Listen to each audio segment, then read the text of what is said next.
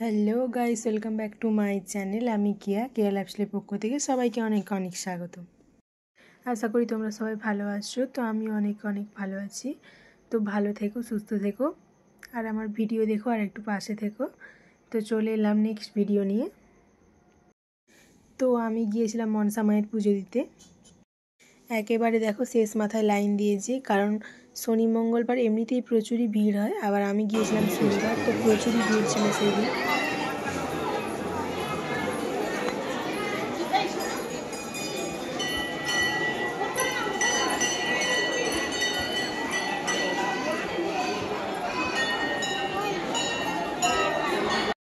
অনেক অপেক্ষা করার পর কিন্তু আমি গেটের সামনে পৌঁছলাম।